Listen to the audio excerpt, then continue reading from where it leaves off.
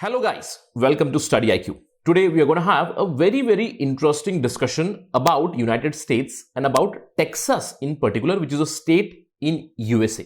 So today we are going to understand about the recent blackouts that have happened in the United States of America, specifically in Texas and many other parts of the country. But our discussion mainly is with respect to Texas. This is going to be a really good case study for any sort of governance model, because if we look at Texas, they're not short on energy, but still they're facing a lot of problem with respect to blackouts. So we'll look at the basic nitty-gritties behind this particular blackout, and at the end of the discussion we'll also talk about can we expect this in future also. So it's going to be a very interesting discussion. Stay tuned. Let's begin. But before that, I am your friend Rahul Saigaonkar. If you want to follow me, you can follow me on the ID Rahul Sai 222. If you have any doubts, if you want to connect with me, you can directly message me on Instagram, or you can email me on the ID that has been given here. Apart from that, Study IQ has got a good news for all the UPSC aspirants. If you're preparing for UPSC 2021, we have a smart course for you for UPSC 2021. Please download the app for more information. And do not forget to hit the bell icon and subscribe to our channel, Study IQ. Right, let's first talk about the news because of which we are discussing here. Recently, Storm Uri, yes, Uri, not the surgical strike, but the Storm Uri, it has hit United States and it has blanketed almost 3/4 of United States under snow. From states of Minnesota to Texas, almost all the states have been hit in United States. Many people have even lost lives. But today we are going to talk specifically about Texas, which is going through a cold wave. Added to it, it is going through a kind of a blackout, which has been very elongated. That's why the most affected state has been Texas. Texas as a state, it is a southern state. It is one of the bigger states here in United States of America. It finds itself in a very rare and a brutal situation.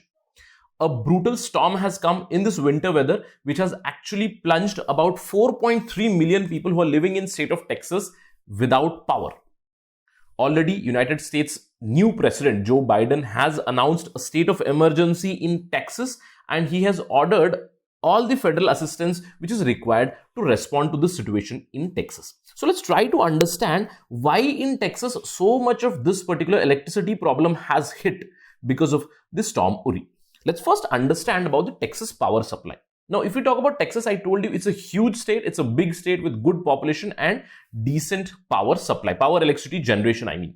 But a peculiar thing to note here about Texas is that it has its own independent grid. Now, if you look at the entire United States, there are three major grids: the Western Interconnect, the Eastern Interconnect, and the Texas Interconnect is completely separate. So because of this, the problem has been compounded, which we'll talk about in some time. And in Texas, who is the electricity supplier? It is a non-profit organization known as Electricity Reliability Council of Texas, ERCOT, which is the operator, and the state's operator has come under huge criticism because of the handling of the current situation. Along with it, one thing you need to know here is that Texas energy market is deregulated. That means it's a capitalistic model. Demand and supply caters to the power sector also, right? So why we are talking about this, you'll understand this in some time, because the problem has been compounded because of the capitalist model of electricity in Texas also. So let's talk about the reasons behind the power failure. Now, it's quite understandable that the cold wave has hit and it has something to do with the power shortage. But the first question that we need to understand is Texas really short of energy production? The answer would be clearly no, because Texas, which has its own grid, it has its own energy sources, which has a diversified energy mix. If you look at the energy mix here, there is a majority of gas-based plants. Apart from that, there is dependence of about 21% on the coal-based energy also. And one thing you need to note here is with respect to wind energy, even 22% of energy comes from wind. And apart from that, there are nuclear sources, hydro power projects, and solar projects also. But why I'm talking about wind? Because there is something peculiar that you need to note here. So the first question that comes here is, Texas, is it short of energy? The answer would be no. It produces enough of its energy. Then why is it facing the problem? Because the cold wave has something to do with it. Because of the cold wave, the demand for power has gone up. Let's try to understand further what exactly has happened.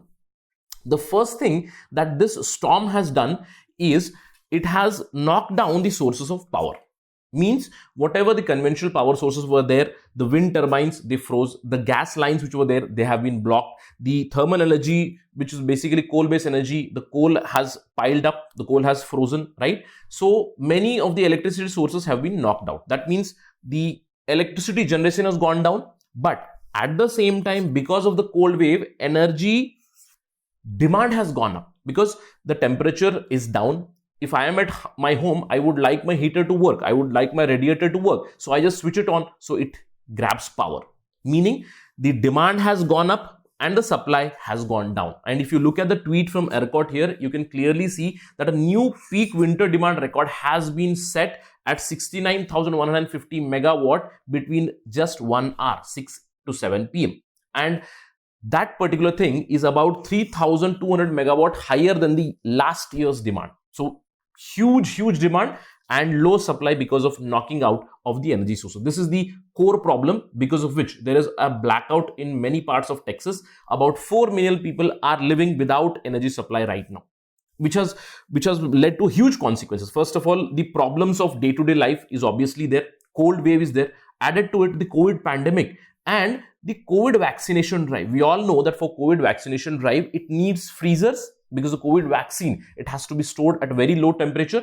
And because of the failure of the freezers, there have been a lot of news where the Texas health officials have been giving out vaccines to whoever is present on the road itself, right? Not to waste those vaccines. Right. Now let's try to understand the further compounding of the problem. Now, if you look at the Texas problem here, the problem has been compounded. Why? Because of certain things that we discussed. The first thing was that Texas has its own independent grid, right? Now, because of this independent grid, they are not able to borrow the power from other interconnects also. Means if I am running short of supply, I could have borrowed power from the eastern or the western interconnect, but it has not been possible for Texas because it has its own independent grid. That has compounded the problem. Apart from that, Texas power is deregulated, means it's a capitalist model. And if you look at the prices have skyrocketed. The pre-storm prices were approximately $50 or even less than $50 per megawatt hour. And now, after the storm has hit, after the shortage, it has gone down to $9,000 per megawatt hour. Yes, I'm repeating, from 50 approximately to 9,000. Now, that's the capitalist model, right? That's the problem of deregulation, and that's the problem of complete free market, right? Apart from that, another problem which has come up is the politics of climate change. And we all know that in general, Republicans and the conservatives, they have been anti-climate change.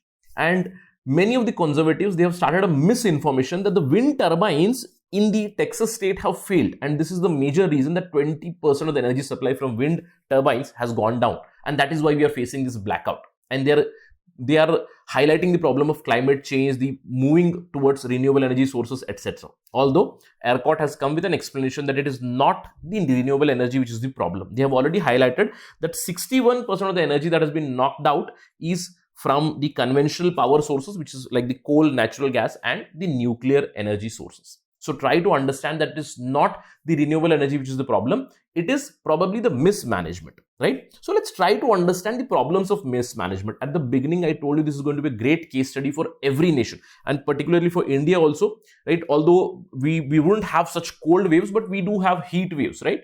Hot temperature leading to more use of AC or the coolers, which can create a problem of shortage in India also, right? Let's try to understand that this is the first time. Normally, we complain a lot about India and Indian administration that we do not learn from our mistake, etc., etc. But here is one of the classic examples where a United States state, Texas, has also failed. This is not the first time that has happened in Texas, where an Arctic burst has hit, right? Way back in 2011 also, a similar thing happened where cold wave swept through the state of Texas, which left about 3 million people into darkness.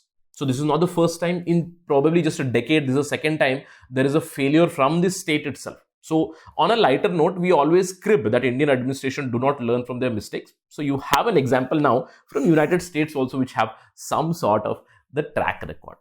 Now, the question arises, can we do something about these outbursts or these incidents or upheavals that happen suddenly? Now, this cold wave or cold outburst can happen anytime, but what can be done better? The question of Texas is a classic case study that Is it a problem only in Texas, which is facing this problem because of the cold wave, or any other state? I mentioned about Minnesota. See, Minnesota is not facing such problems of electricity, and Minnesota also has huge wind turbines or wind energy, right? But Minnesota has already weatherized those wind turbines. What is the meaning of that? Is even if it is a single digit temperature in Minnesota, the wind turbines will work. And that is the problem in Texas. In Texas, the power sources have not been weatherized, and perhaps going into future, they will learn from this mistake or perhaps the two mistakes. Now, the next big question arises is, will this be the last time? Will the Texas management learn from this? The answer would be no, because see, I'm not blaming the Texas management here, but what we need to understand is this is not going to be the last time. Because with the climate change looming over our head, we can expect more and more such extreme weather events, and probably in coming times it will be more frequent also. So a cold burst next time, if it leads to again darkness, that would be failure of the administration, because they need to be ready, right? The next question for all the Texans who are living in Texas, Austin, etc., you might be having a question: when will the power be back? So according to the sources of ERCOT, it is going to take approximately 2 weeks for the power to stabilize. So there is load shedding, what we call in India. That means frequent power losses in some areas, so that there is some sort of sustainable power supply to all the houses. So normal power supply will take around 1 to 2 weeks to be normalized in Texas. Right, that's it from my side on this part of discussion. Thank you for watching very much. And if you are living in Texas and other United States where there's a cold wave, please stay safe during this cold wave and stay safe during the pandemic.